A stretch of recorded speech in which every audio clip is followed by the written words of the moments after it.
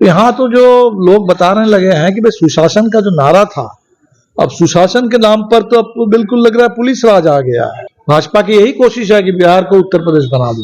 उनको आतंकवादी करार दिया गया, बहुत सारे अपशब्द लोगों ने कहा है, और वो पुलिस भी लगता है कि भाजपा के एजेंडे पर चलने वाली पुलिस। इसलिए बिहार में भाजपा का एजेंडा पर नीतीश जी पहले भी चल रहे थे, अब तो और ज्यादा भाजपा को लग रहा है कि खुली छूट है, लोगों को प्रताड़ित किया जा रहा है। वहां हिंदू मुस्लिम बिल्कुल नहीं देखना है, वहां कोई चुनाव से इसका कोई मतलब नहीं है। सवाल यह है कि बिहार में जो नीतीश जी ने कहा था सुशासन, सुशासन के जगह पर अगर पुलिस की गुंडागर्दी चले तो हमें लगता है कि इस देश में जो डेमोक्रेसी है, जो कॉन्स्टिट्यूशन है, उसमें सबके लिए सबका दायरा तय है, जो अब उसमें डिवीजन ऑफ पावर है। हम पीड़ितों के साथ हैं हमेशा। मुसलमान मान लीजिए कम वोट करते हैं, क्या ये झाजी लोग कम वोट करते हैं क्या? तो शिवम झा की हत्या क्यों हो गई हिरासत में? तो गरीब को गायब कर देना। कुंभ मेले में जो गए थे, कुंभ मेले में जो जिनके जान चली गई, वो जो 50 से ज्यादा, क्योंकि लोग कह रहे हैं कि 80-90 कम से कम जान गई है, और 100 से ज्यादा कितने लोग घायल है, कितने लोग लापता है। क्या ये वोट डालने वाले लोग नहीं थे? बिल्कुल वोट करने वाले लोग हैं। आप देख रहे हैं लाइव बिहार, मैं हूं आपके साथ असलम अब्बास। बिहार विधानसभा का चुनाव साल के आखिरी महीनों में होने हैं, लेकिन बिहार में अभी से ही माहौल खराब हो रहे हैं, या कहें कि खराब करने की कोशिश की जा रही है। जिस तरीके से पिछले दिनों मधुबनी से वीडियो आया था फिरोज आलम, यानी कि जो जिस तरीके से इमाम के साथ पुलिसिया बर्बरता देखने को मिली थी, अब इसको अलग रूप देने की कोशिश की जा रही है। और इन तमाम रूपों में विपक्ष के नेता भी मुखर हैं, और इसी विपक्ष के नेता में हमारे बीच आज बातचीत करने के लिए भाकपा माले के महासचिव दीपंकर भट्टाचार्य हैं। घटना के बाद लगातार विपक्ष के लीडर और आपकी पार्टी भी इसका विरोध कर रही है। क्या बिहार में पुलिसिया राज के साथ साथ यूपी के तर्ज पर उन्माद फैलाने की कोशिश हो रही है? बिल्कुल। मैं खुद तो अभी तक जा नहीं पाया हूं, क्योंकि मैं पदयात्रा में था, फरबिसगंज से पूर्णिया और कल भागलपुर का कार्यक्रम था, लेकिन कल मैं पहुंचूंगा वहां मधुबनी में। और अभी मधुबनी क्या, मुजफ्फरपुर से भी ऐसी खबर आ गई, जो पुलिसिया आतंक, पुलिस राज जो फिरोज के साथ हुआ है, मोहम्मद फिरोज के साथ इमाम, उसी तरह की घटना उससे भी ज्यादा शिवम झा के साथ हुई है। कांटी में हत्या कर दी गई पुलिस हिरासत में। यहाँ तो जो लोग बताने लगे हैं कि भाई सुशासन का जो नारा था, अब सुशासन के नाम पर तो अब बिल्कुल लग रहा है पुलिस राज आ गया है, और वो पुलिस भी लगता है कि भाजपा के एजेंडे पर चलने वाली पुलिस है। जो जिस तरह से मोहम्मद फिरोज को गाली दी गई, पीटा गया, इसलिए मुस्लिम होने के नाते उनको आतंकवादी करार दिया गया, बहुत सारे अपशब्द लोगों ने कहा है। तो हमें लगता है कि ये मुस्लिम विद्वेष जो पुलिस के अंदर जो दिख रही है, बहुत खतरनाक है देश के लिए, बिहार के लिए। इसलिए बिहार में भाजपा का एजेंडा पर नीतीश जी पहले भी चल रहे थे, अब तो और ज्यादा भाजपा को लग रहा है कि खुली छूट है। भाजपा की यही कोशिश है कि बिहार को उत्तर प्रदेश बना दो, बुलडोजर राज थोप दो। लेकिन मैं आपको बता सकता हूं कि बिहार की जनता में ये जागरूकता है, लोग मुस्तैद है, लोग सजग हैं। जैसे झारखंड ने बिहार भाजपा को रोका, मुझे पूरा भरोसा है कि बिहार भी बिल्कुल भाजपा को रोक देगा। और ये जो पुलिस का आतंक है, गुंडागर्दी है, हर सवाल पर हिंदू मुस्लिम करने की कोशिश है, नफरत और झूठ फैला करके, उन्माद उत्पाद का माहौल बना करके लोगों के जो बुनियादी सवाल है, उन सवालों को गायब करने की कोशिश है। तो हमने देखा कि लोग लेकिन अपने मुद्दों पर कायम है। जो किसान की जमीन छीनी जा रही है बिना मुआवजा, जो गरीब को जमीन से बेदखल किया जा रहा है, जो बिजली का स्मार्ट मीटर आने के बाद और ज्यादा बिजली कनेक्शन काट दिया जा रहा है, तो लोग अपने सवालों को लेकर लड़ रहे हैं। और हमें लगता है कि बिहार अपने सवालों पर लड़ेगा, और ये भाजपा का जो एजेंडा है वो बिहार में चलेगा। एक सवाल लगातार ये पूछा जा रहा है कि इस साल चुनाव होने हैं, और आपने भी जैसा कहा कि आप भी मधुबनी जाने वाले हैं। क्या चुनाव आने के साथ साथ आप लोग, खास करके विपक्ष के लोग, अल्पसंख्यकों को अपने तरफ खींचने की कोशिश कर रहे हैं? इमाम फिरोज की घटना की तरफ से विरोध तो सब कुछ हो रहा है, लेकिन लगातार बिहार में अल्पसंख्यकों पर हमले हो रहे हैं, चाहे वो सामाजिक तौर पर हो या आपराधिक तौर पर। कहीं भी किसी को पकड़कर आतंकवादी कह देना, किसी के साथ मार देना, चाहे वैशाली की घटना हो, मधुबनी की घटना हो, या सीमांचल में कई ऐसे जिले हैं जहां से इस तरह की घटनाएं हुई है। क्या इसको सिर्फ एक चुनावी मोड में आप लोग देख रहे हैं? नहीं, बिल्कुल नहीं, बिल्कुल नहीं। देखिए, हमारा तो काम है कि जो भी पीड़ित हो, हम पीड़ितों के साथ हैं हमेशा।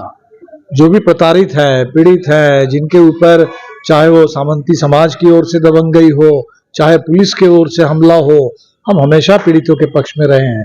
इसीलिए हम जैसे मधुबनी जाएंगे, हम ऐसे कांटी में जाएंगे जहां शिवम झा की हत्या हुई है। इसीलिए इसमें कहीं कोई जहां पीड़ा का सवाल है, उत्पीड़न का सवाल है, लोगों को प्रताड़ित किया जा रहा है, वहां हिंदू मुस्लिम बिल्कुल नहीं देखना है। वहां कोई चुनाव से इसका कोई मतलब नहीं है। सवाल यह है कि बिहार में जो नीतीश जी ने कहा था सुशासन, सुशासन के जगह पर अगर पुलिस की गुंडागर्दी चले, सुशासन के नाम पर अगर अफसरशाही चले और भ्रष्टाचार चले, ये तो पूरे बिहार का सवाल है। तो वादा खिलाफी के खिलाफ लड़ना है, और जो भी लोग इसमें विक्टिम हैं, हम हर विक्टिम के साथ हैं। बिल्कुल। आखिर पुलिस के पास इतनी ताकत कहां से आ रही है? आखिर ये कौन सी शक्ति है जो लगातार ये बर्बरता देखने को मिलता है? लाठी पीटे, जिस तरीके की वीडियो आई है, जिस बेरहमी से पिटाई की गई है और मुसलमान शब्द का प्रयोग किया गया, आखिर ये शक्ति कहां से आ रहा है? बिल्कुल, यही तो लोगों को जो लग रहा है कि इस देश में सत्ता का मतलब है कि सत्ता पर किसी की निगरानी नहीं है। सत्ता का मतलब ये लोग समझते हैं निरंकुशता। तो सत्ता लेकिन निरंकुश नहीं है। बाबा साहब अम्बेडकर ने जो संविधान लिखा था, वहां सत्ता के ऊपर जनता की निगरानी है। वो निगरानी संसद के जरिए भी होती है, वो निगरानी जनता के जरिए भी होती है। तो ये जो बिना निगरानी निरंकुश सत्ता चाहते हैं, वक्फ बोर्ड पर देखिए बिल आया, जॉइंट पार्लियामेंट्री कमेटी बनी, तो जेपीसी में भी जो भी वहां जेपीसी के मेंबर थे, उनकी बात भी नहीं सुनी गई। तो जहां भी इनको मौका मिलता है, ये अपना मनमानापन थोपने की कोशिश करते हैं, और इसी से पुलिस को भी छूट मिल रही है। तो हमें लगता है कि इस देश में जो डेमोक्रेसी है, जो कॉन्स्टिट्यूशन है, उसमें सबके लिए सबका दायरा तय है, जो अब उसमें डिवीजन ऑफ पावर है। और यहाँ के देश में जो जुडिशियरी है, उस जुडिशियरी को, चुनाव आयोग को स्वतंत्र भूमिका निभानी चाहिए। ये जो इन लोगों को लग रहा है कि कोई देखने वाला नहीं है, टोकने वाला नहीं है, और इसीलिए जो मर्जी करो, तो इस देश में जनता को आगे आना होगा, और जितने लोकतांत्रिक संस्थाएं हैं, सभी संस्थाओं को कारगर बनाना होगा। निगरानी इस देश में मजबूत करनी होगी, ताकि लोकतंत्र में भी एक नियंत्रण रहे, निरंकुशता पर कायम। लोकतंत्र का मतलब निरंकुशता नहीं है, और बिल्कुल सत्ता को बेलगाम होने का मौका नहीं मिलना चाहिए। पुलिस की इस घटना से एक बात और लगातार ये उठ रही है कि जिस तरीके से भाजपा और जदयू के कई नेताओं ने कहा कि बिहार में मुसलमान एनडीए को वोट नहीं करते हैं, इसलिए इनका कोई काम नहीं होगा, इनका कोई विकास की बात नहीं होगा। क्या इस तरीके के नेताओं के बयान पुलिस को आक्रामक बना रही है? क्या पुलिस को इस तरीके के, लेकिन ये बात तो है, लेकिन वोट करने का सवाल नहीं है। मुसलमान मान लीजिए कम वोट करते हैं, क्या ये झाजी लोग कम वोट करते हैं क्या? तो शिवम झा की हत्या क्यों हो गई हिरासत में? ये देखिए, कहने के लिए जो जिन किसानों की जमीन अभी बिना मुआवजा दे करके, उसमें से बहुत सारे किसान हैं जो भाजपा को वोट करने वाले हैं, भाजपा को, जदयू को वोट देने वाले। इसलिए कौन किसको वोट दे रहा है, नहीं दे रहा है, ये तो कोई बिल्कुल दीगर सवाल है, इसका कोई मतलब ही नहीं है।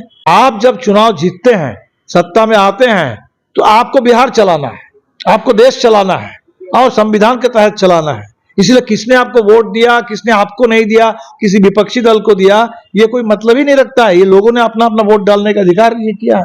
ये जो कहते हैं कि हमको वोट नहीं दिया, इसीलिए हम इनका काम नहीं करेंगे, और इससे भी बात तो आगे बढ़ गई। काम नहीं करेंगे सिर्फ ये नहीं, अब तो हिंदू राष्ट्र के जो संविधान के मसविदा कुंभ मेला से प्रचारित हुआ है, उसमें तो कह रहे हैं कि मुसलमानों को वोट डालने का अधिकार ही नहीं देंगे इस देश में। तो ये देश के लोकतंत्र को, जो बाबा साहब अम्बेडकर के संविधान के पहले पन्ने पर बात थी कि कोई भेदभाव नहीं होगा, हिंदू मुस्लिम में नहीं होगा, जाति के आधार पर नहीं होगा, किसने किसको वोट दिया नहीं दिया इसके आधार पर नहीं होगा, बिना किसी भेदभाव हर नागरिक के लिए पूरा न्याय, पूरी आजादी, पूरी बराबरी, सबके बीच में भाईचारा, ये कहता है संविधान। और इसीलिए जो लोग भी कह रहे हैं कि भाई संविधान चलो जो कहे, हम तो जो हमको वोट दे रहे हैं, जो वोट दे रहे हैं उनका भी नहीं देख रहे हैं। अभी जो बजट आया, सबका साथ सबका विकास का नारा है, आप कह रहे हैं कि 12 लाख तक जो कमाते हैं उनको हम इनकम टैक्स रिलीफ दे रहे हैं। इसका मतलब महीने में 1 लाख। तो आपने महीने में 1 लाख कमाने वालों के बारे में कुछ सोचा? चलो ठीक है, लेकिन महीने में 5,000 कमाने वाले, 6,000 कमाने वाले, बिहार का 1/3 जो 6,000 से नीचे है, बिहार का 10,000 से नीचे है 2/3, उसके बारे में तो आपने सोचा नहीं। वो सारे स्कीम वर्कर्स, वो किसान, वो मनरेगा मजदूर, उनके बारे में तो आपने कुछ सोचा नहीं। इसीलिए सवाल वोट देने का नहीं है, गरीब तो वोट दे रहे हैं, लेकिन सबका साथ सबका विकास का जो नारा है उसमें बजट में गरीब गायब है। तो गरीब को गायब कर देना। कुंभ मेले में जो गए थे, कुंभ मेले में जो जिनके जान चली गई, वो जो 50 से ज्यादा क्योंकि लोग कह रहे हैं कि 80-90 कम से कम जान गई है और 100 से ज्यादा कितने लोग घायल है, कितने लोग लापता है।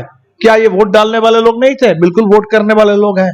ये हिंदू नहीं थे? बिल्कुल हिंदू है, श्रद्धा है, आस्था लेकर के गए हैं, लेकिन गरीब है, आम लोग हैं। इस देश में गरीबों की कोई सुनवाई नहीं है, आम लोगों की कोई सुनवाई नहीं है, सिर्फ अमीरों की और अब तो अमेरिका की।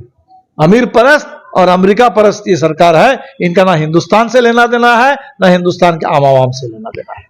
बिल्कुल, तो सरकार जो है गरीब विरोधी हो गई है पूरी तरीके से और गरीबों को परेशान कर रही है। अल्पसंख्यक पर भी दीपंकर भट्टाचार्य ने साफ साफ कह दिया है कि सरकार की ये हालात, इस तरीके के रवैये बिल्कुल बर्दाश्त करने के लायक नहीं है। फिलहाल आप अपनी राय क्या रखते हैं मधुबनी की घटना के बारे में, गरीब के बारे में? हमें कमेंट में जरूर बताइएगा। आपका बहुत बहुत शुक्रिया।